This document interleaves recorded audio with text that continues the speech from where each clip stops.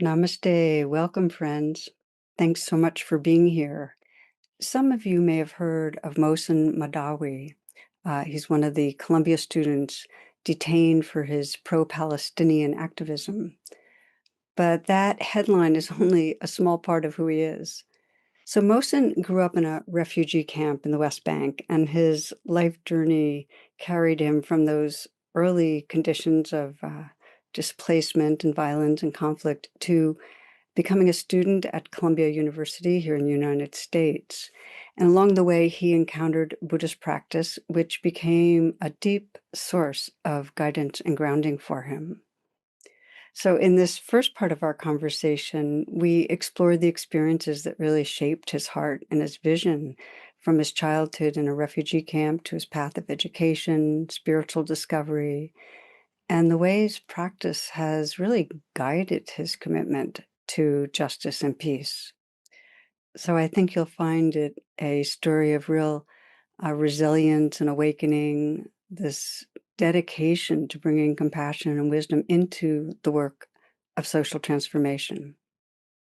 Okay, friends, and now I'll welcome Mohsen Mahdawi. Namaste and welcome, friends.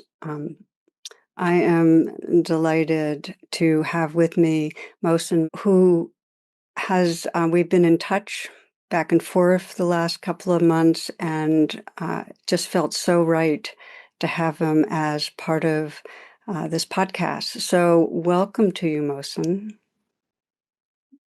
It's a great joy and honor to be with you, Tara, and with your audience as well.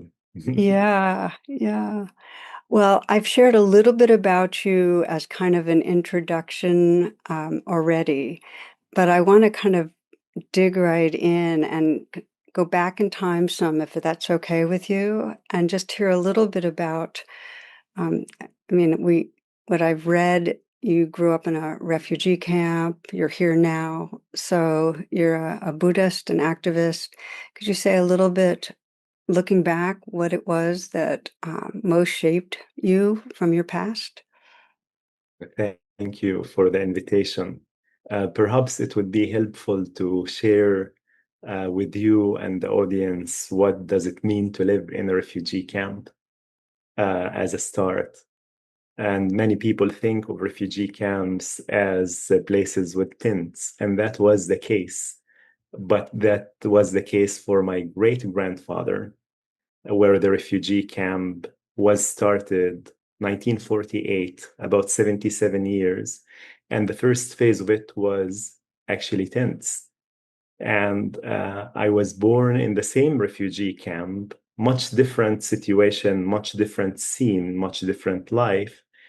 About 50 or 40-ish years later, as a third generation. So my family was exiled from their homeland, which is Israel, in Israel, proper Israel now. And they found refuge in the West Bank. And that is the life that I opened my eyes on. And if I want to give just a short, brief description of the refugee camp, it is a very small land, about 63 acres with 10,000 people. Or for those who are not Americans, it's about a quarter kilometer square, or about 23 hectares with 10,000 people. So you can imagine it's a very crowded place. And the nature of the camp that I became aware of was made of concrete houses that I call a concrete jungle. Houses crammed over each other, sharing walls, very little privacy, very basic infrastructure. Water only arrives once every week, and we store it in tanks on top of the houses. And the kids play in the streets. When there is rain, it floods the homes. And when there is an argument, in fact, near at a neighbor's house, you can hear it. So the conditions of living in a refugee camp are difficult and painful conditions without any extra oppression of it. We were disconnected from nature. And that was actually one of the most difficult things for me to realize later when I became an adult and I had the opportunity to connect with the nature. What added to that experience, living in the refugee camp, is the second intifada or the uprising. When it happened, I was um, 10 years old in 2000. And the series of horror and loss and suffering started unfolding in my life. And during my childhood, I witnessed things that no other child should witness, which was a very, very painful experience of seeing my best friend killed in front of my eyes, shot on the hands of an Israeli soldier. My uncle who was murdered on my birthday, 11th birthday.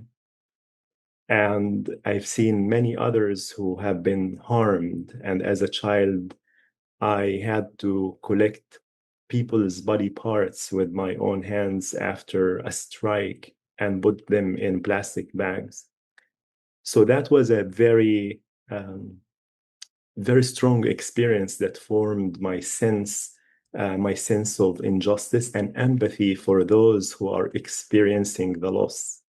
And another part I have not shared is for the first phase before the second intifada. Yes, the conditions were very painful and very difficult, but I call it the mercy of life that children are unable sometimes to be aware of anything that is beyond their environment.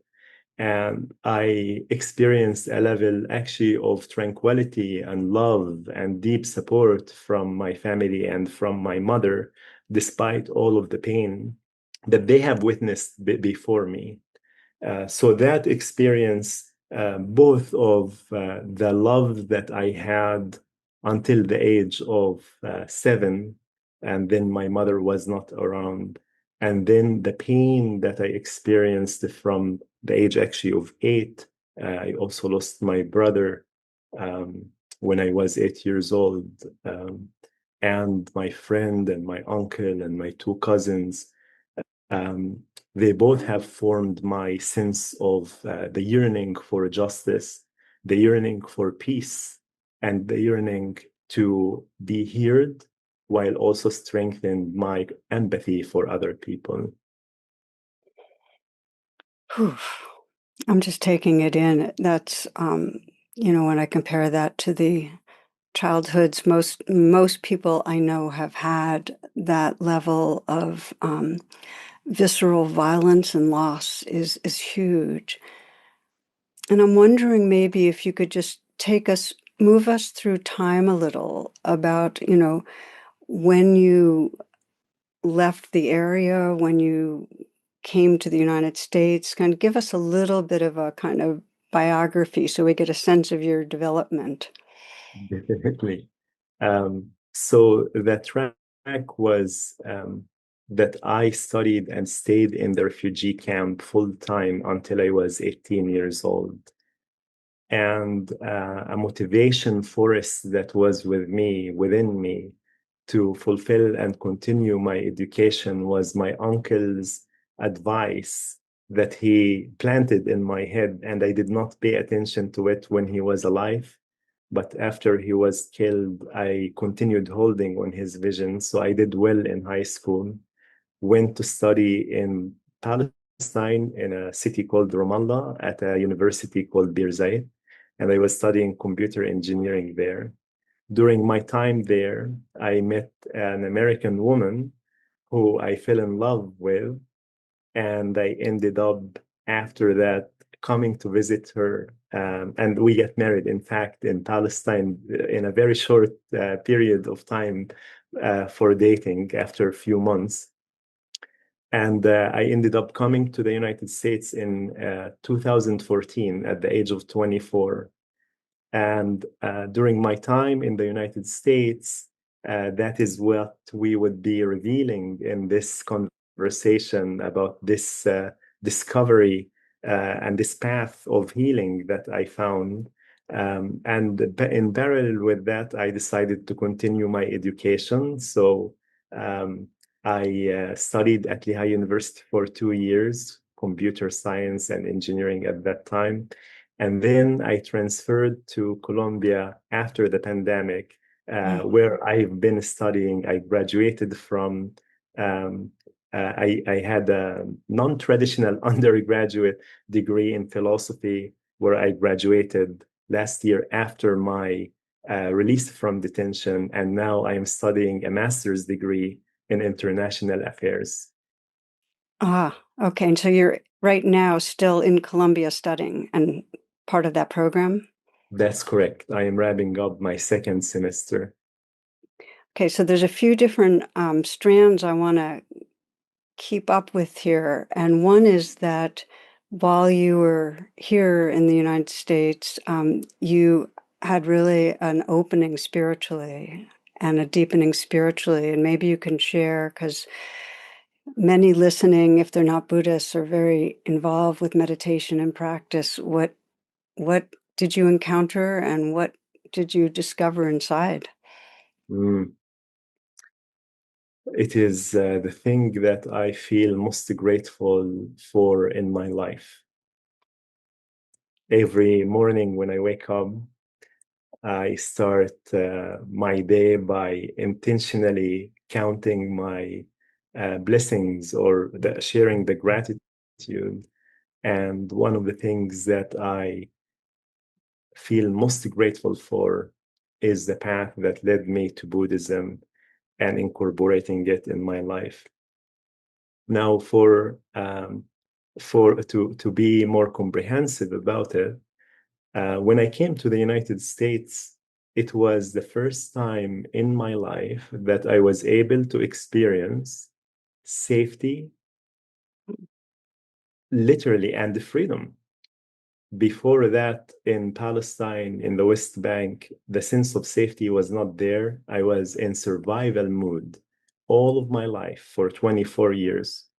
And the moment I came to the United States and I was able to realize that I actually have equal rights, I can sleep in my house without a soldier breaking in and arresting me.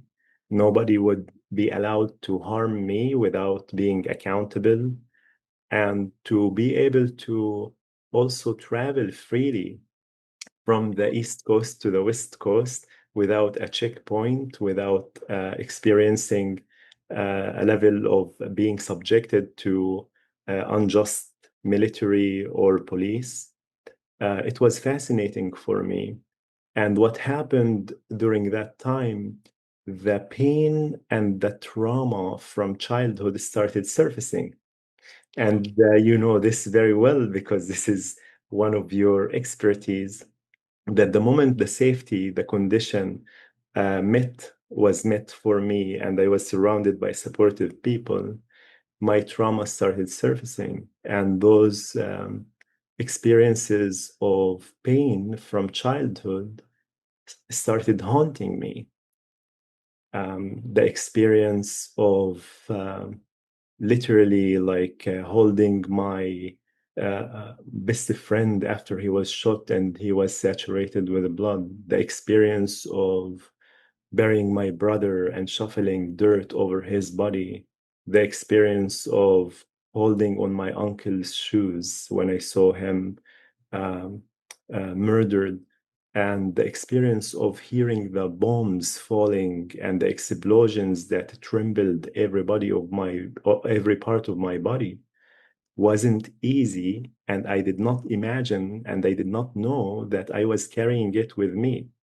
So it really crippled me and it was calling for healing. Now I understand that. In addition to that, in 2015, I was going through a divorce Mm. with the same woman who I came here to be with and who I loved. So the combination of those two things, the traumas of the past and the heartbreak, really humbled me on a very deep level. And what happened during that time, I feel very lucky or blessed from a spiritual sense.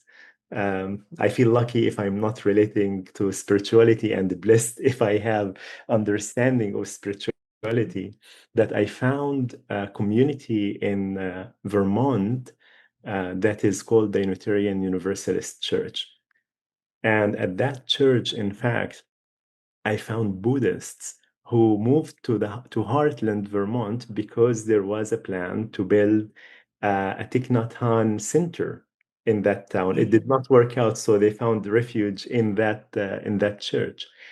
And it was amazing to me that they invited me to do a meditation session, and just sitting down and doing mindful meditation or mindfulness and seeing how it impacted my body and my mind put me in a level of relaxation.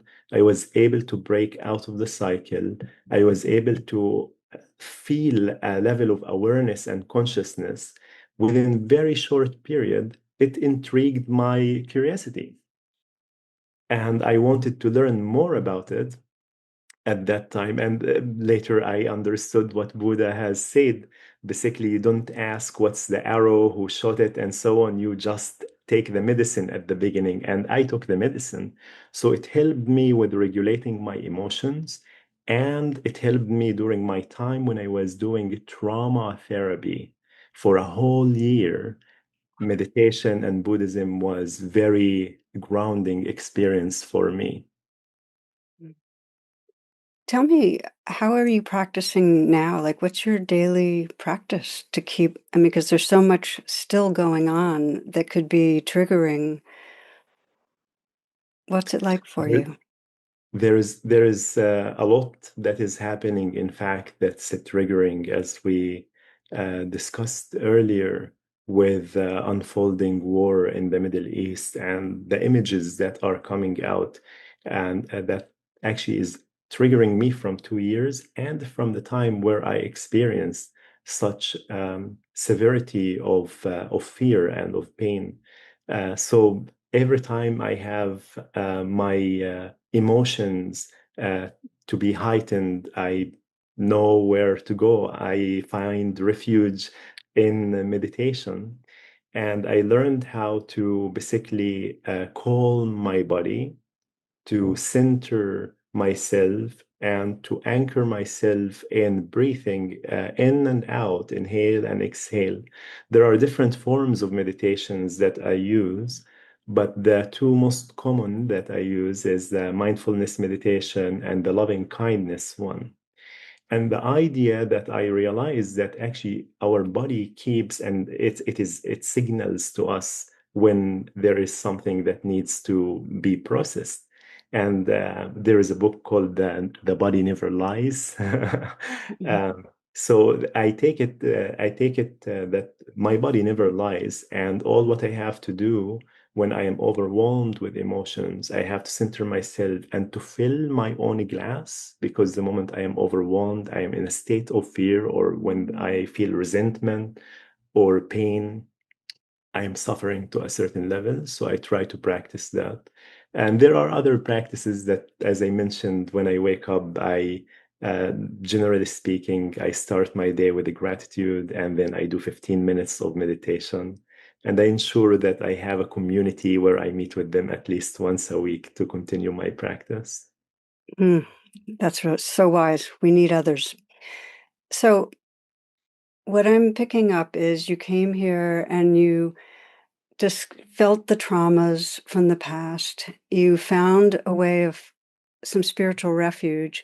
And I'd like you to continue with your story some. You got very, very involved with organizing and activity at Columbia, and that's what ended up bringing you into the public eye. So can you kind of keep us going on the story of how you got engaged, what motivated you, and kind of what actually happened? Definitely. The transformation that happened is not only internal, it's external as well. Because the moment I felt that I am liberated, in fact, from my suffering and my trauma, I was able to share my experience and to speak my truth from a place of love, not from a place of resentment or anger or fear. And I saw the impact on community members who I connected with in the upper valley of Vermont and in New Hampshire. And it felt addictive to me to a certain level that I am helping people to understand the Palestinian experience and an experience from the eyes of a child. And I am not alone. There are hundreds of thousands of Palestinian children who are still experiencing the same level of pain. And I was able to notice and to see the human capacity to empathize. Those Mm, communities, people mm, who I connected with, they mm. were able to empathize, even though many of them are not Buddhists. Actually, most of the people are not Buddhist. And I also, what made me more fascinated is when I connected with Jews and Israelis who were not, many were not exposed to my narrative and they did not know about that reality. And I felt a level of obligation, an obligation that does not feel too heavy because it's an obligation for my people and the people who are suffering, and an obligation to the American people and to the Israelis to be able to communicate with them my truth and my experience. And that is what basically that is the I believe that the human being has a good nature. That's a Buddha nature, and we can talk more about it. So that experience was addictive. I continued doing it. I went to the first university, started initiatives and talking and speaking with communities, and I built bridges with communities unlikely allies. And when I came to Colombia for this same purpose, knowing that Colombia will serve as an essential place for dialogue and for peacemaking. And I did that for the first 2 years until October 7th took place. And at that moment, the pain was so severe as I've seen the horror unfolding in Gaza and genocide now we can acknowledge and see. And our work was stop this pain, cease fire. And I led the protests here, the pro-Palestine protests. I envisioned and co-built the coalition at Colombia. And I continued to have dialogues and to reach out to the other side, even though there was serious level of pain and reactions from all sides. So Let me that ask you a question here. Let me just, this is so interesting to me that your superpower, what was addictive, was realizing that you could communicate from love, from what you cared about, and reach others, have others wake up their care. And so then you went to Colombia with the purpose of trying to cultivate this kind of consciousness and caring. You got involved right after October 7th at a time when people were in total horror and anger and hatred. And I'm curious, with the people that you gathered for pro-Palestinian protests and organizing, was there a shared sense of the same thing that you were experiencing, that the expression needed to come from love, not from anger and hatred? in fact, I anchored this because this was part of the vision that our work is coming from a place of love, and it's a love for humanity. It's not exceptional love for the Palestinian people, because we wanted to restore human rights. And we were advocating for a peaceful resolution, and everything in terms of principles that we were asking for, and we built a huge coalition. In fact, the largest coalition in the history of Columbia University. More than 130 organizations were part of it, and thousands of students.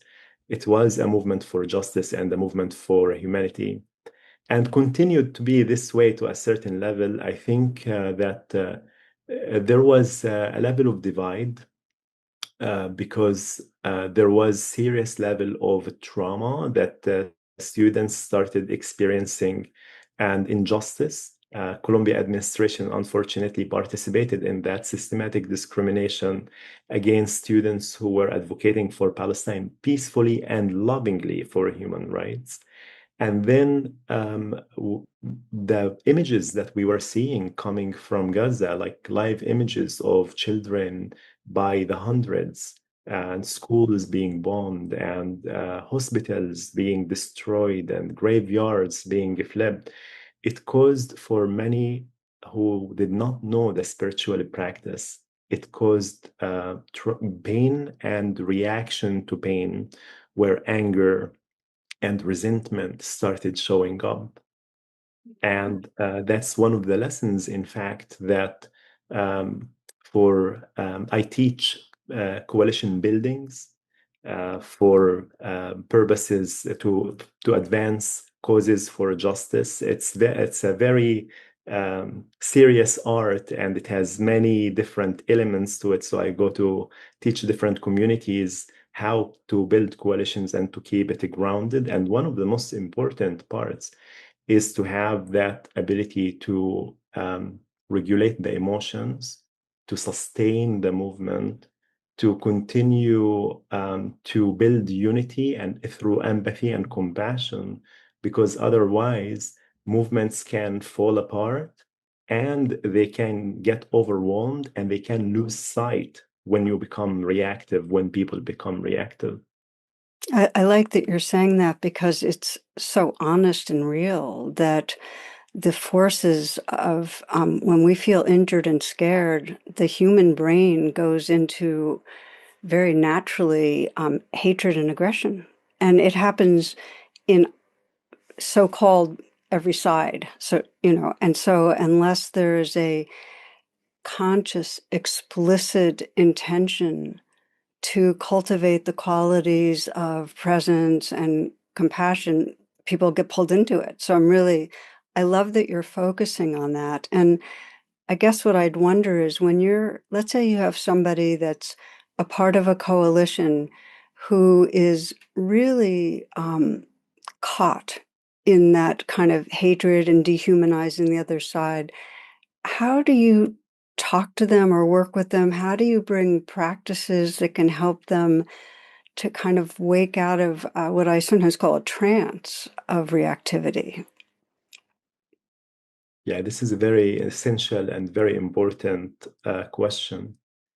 The Buddhist practice and understanding and ethics um, gives a very clear instructions about how to do that, how to break through the separation that is an illusion, how to be able to relate to others through empathy and compassion, and how and what does it mean to empathize without justifying the harm that is being done.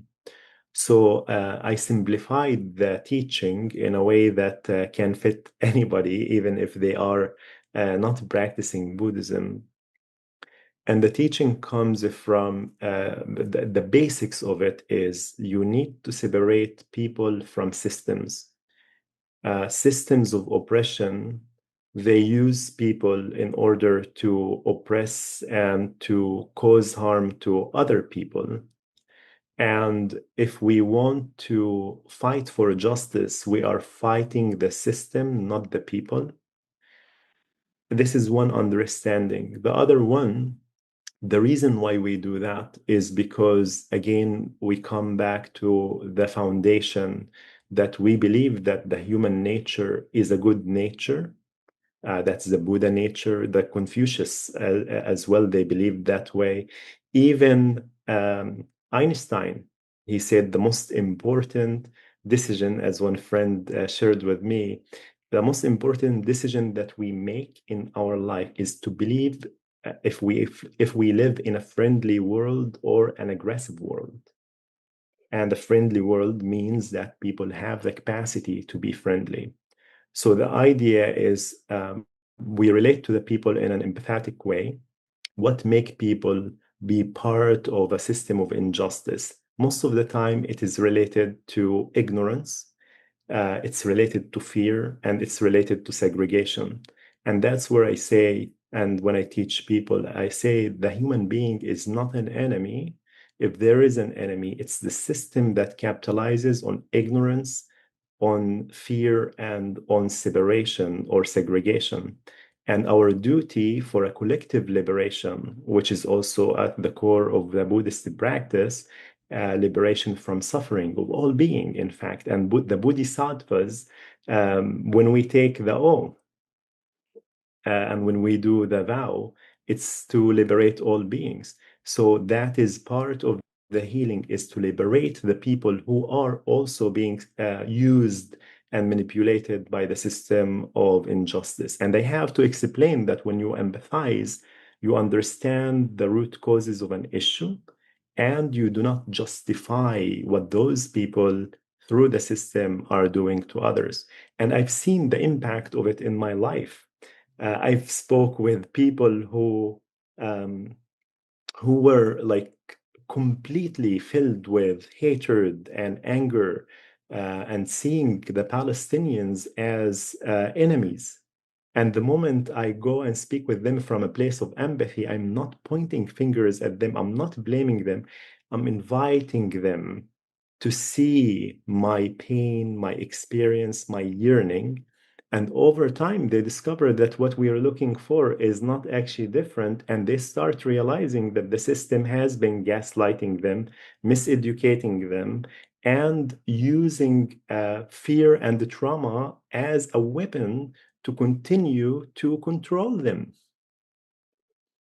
I love what you're describing because it's testimony to the power of love, that if you can be a very embodied transmission of creating a safe space, a respectful space, if there's proximity, if you're close in, it helps people to relax defenses and sense a larger connection. So, like you, I feel like if we can respond by getting that proximity and being the love, that there's amazing hope.